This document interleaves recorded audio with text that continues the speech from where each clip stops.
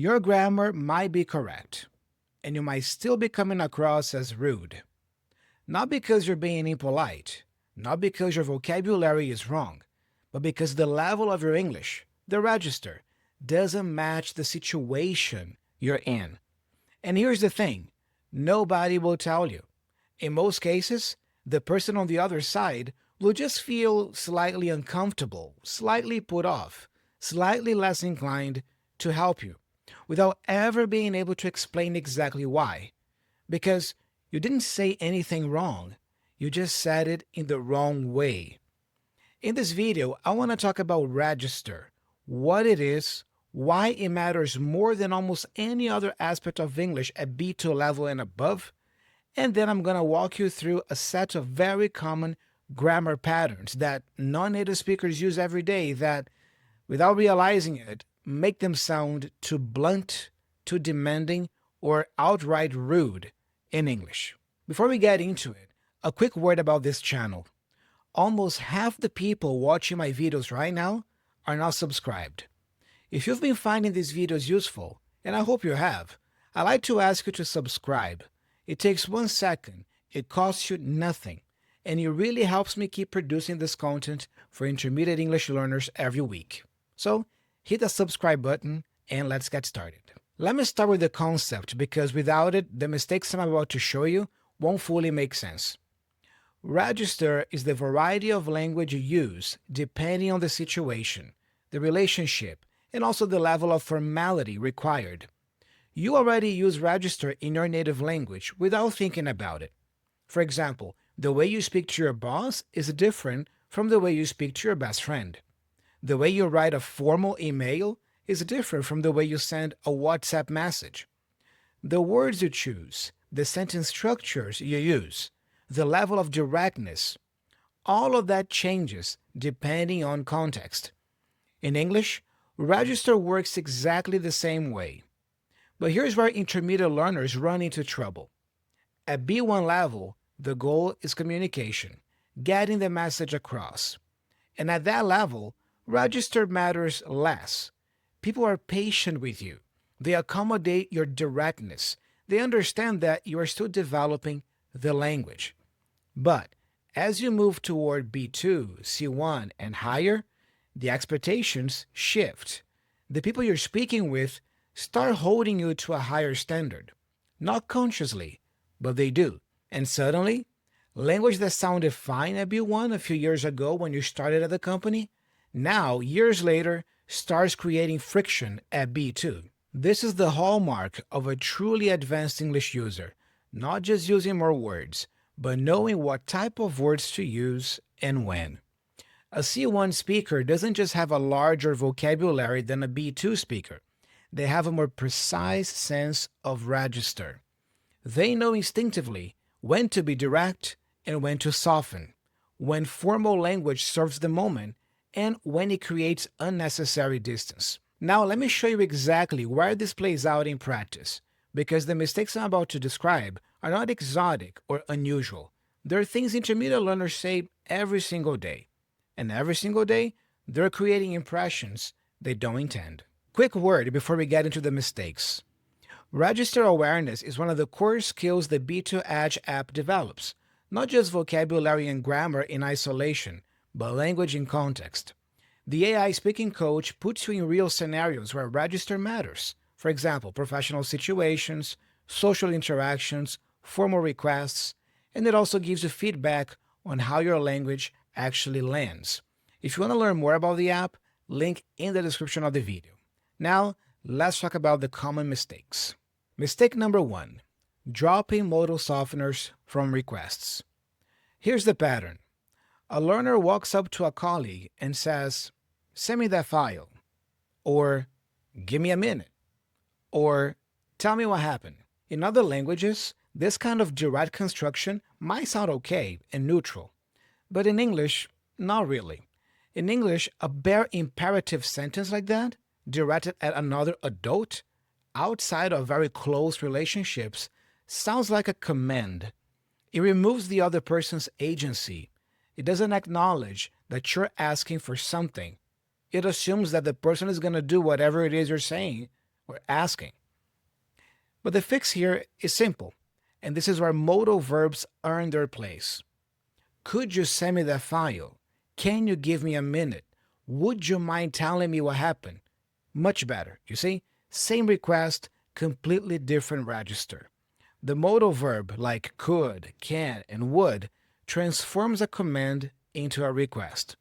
And in English, that distinction is not optional at B2 level and above. Here's the rule of thumb. Anytime you're asking someone to do something for you, a modal softener is almost always appropriate. The only exceptions are close friends, very casual situations, or instructions in a professional context where you are the one giving direction. Mistake number 2, using the simple present instead of the conditional for requests. This one is subtle, but it comes up constantly. A learner says, I want a coffee, or I want to know more about this, or I need you to look at this today. Grammatically, these sentences are correct, but register-wise, they're too blunt for most contexts involving another person. I want, in English, sounds like a demand. It's the language of a child telling a parent what they want for dinner. In adult, professional, or social interaction, I want almost always needs to be replaced by I'd like, or I was wondering if. I'd like a coffee, please. You see, polite, natural, appropriate. Or, I'd like to know more about this. Engaged, professional, warm. What about, I was wondering if you could take a look at this today. You see, this sounds collaborative, considerate, perfectly calibrated. The conditional, I'd like, I'd prefer, I'd appreciate, creates some distance between the speaker and the demand. It signals that you're making a request, not issuing a requirement. And in English, that distance is politeness. Mistake number 3, using direct negatives instead of softened alternatives. I don't want that. I don't like this. I don't agree. Again, grammatically fine, but register too blunt.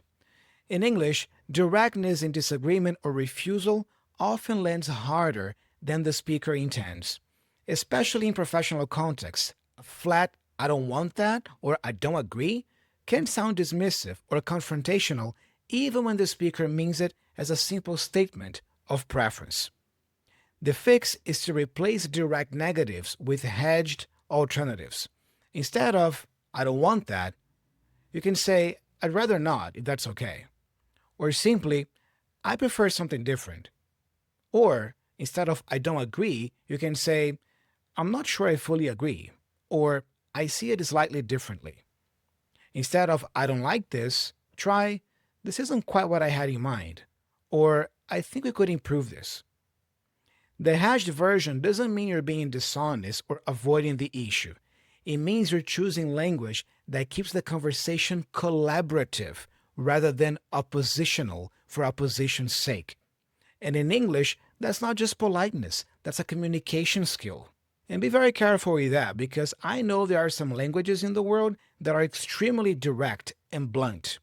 If this happens to be your first language, if your first language happens to be something really direct to the point, be careful with that and pay special attention to this video. This video is actually for you.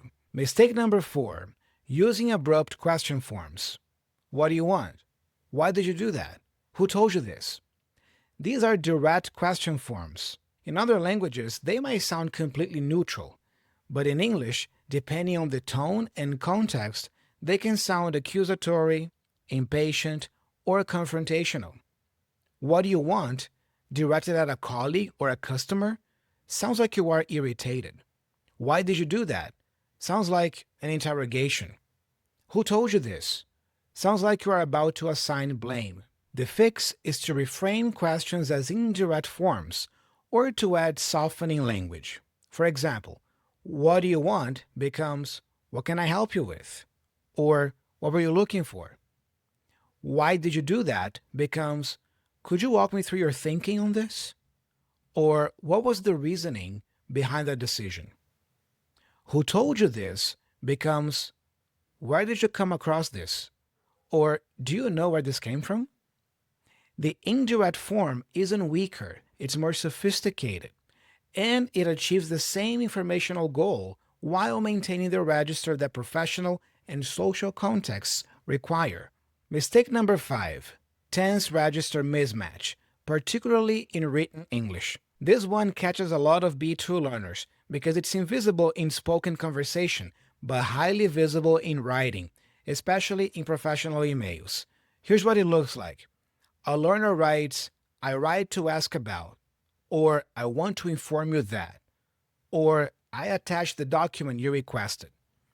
These constructions use the simple present in contexts where native speakers almost universally use the continuous or the conditional. The simple present in formal English writing sounds archaic, like a 19th century letter, or it sounds like a direct translation from your native language. Now, "I am writing to ask about," that's more appropriate, it's present continuous. "I wanted to let you know that," past tense being used here for softening, extremely common in professional English. What about "please find the document attached"? That's a fixed formal phrase, widely used, correct register. That third example is worth stopping on. "Please find the document attached" is a fixed chunk, a phrase that exists in formal English as a complete unit. It doesn't mean "go and look for the document." It means the document is attached. Native speakers learn it as a phrase, not as a constructed sentence. And using it correctly signals register awareness in a way that "I attached the document" simply doesn't. And here's a bonus mistake: over directness with "you should." You should do this, you should try that, you shouldn't say that. Should in English carries a prescriptive weight. It implies the speaker knows better and is correcting the listener. In many contexts, that sounds preachy, patronizing, or presumptuous, even when the speaker genuinely means to be helpful. The softer alternatives are "you might want to consider," or "it might be worth trying," "have you thought about?" One thing that tends to help is, you see, these alternatives offer the same advice while leaving the other person's autonomy intact. They suggest rather than prescribe. And in English, at any level above casual conversation, suggestion lands significantly better than instruction. So let me bring this together. None of the mistakes I just showed you are grammar errors in the traditional sense. The sentences are constructed correctly. The words are right, but the register is off. And in English, especially at B2 level and above, register is everything. Use modal softeners for requests like "could you," "would you mind?" Replace "I want" with "I'd like" or "I was wondering if." Soften negatives, "I'd rather not" instead of "I don't want." Reframe abrupt questions as indirect questions. "What can I help you with?" instead of "what do you want?" Match your tense register in writing. "I am writing to" instead of "I write to." Suggest rather than prescribe. "You might want to consider" instead of "should." Here's the bigger point I want you to leave with. As your English develops, as you move from B2 towards C1 and beyond, the question stops being, "is this sentence correct?" and it starts being, "is this sentence appropriate?" Those are different questions, and the second one is harder. The learners who reach C1 and sound truly fluent and authoritative in English are the ones who stopped thinking only about what's correct, what's wrong, and also started thinking about register. What is appropriate in this moment? What language is better for this situation? How the other person will receive my message. That's not language learning. That's also communication intelligence.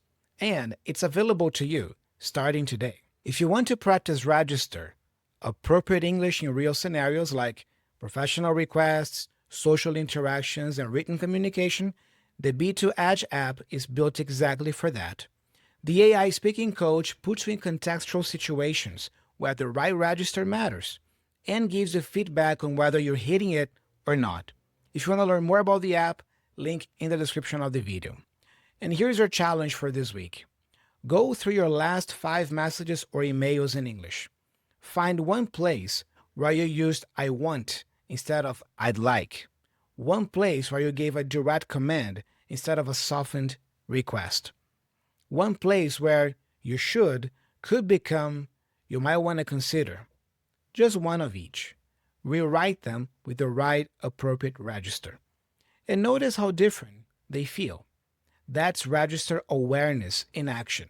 And that's one of the gaps between B2 and C1 levels. I'm Thiago. Thanks for hanging out with me today. And if you want to keep learning more, I highly recommend to check out this lesson next. I'll see you in the next video.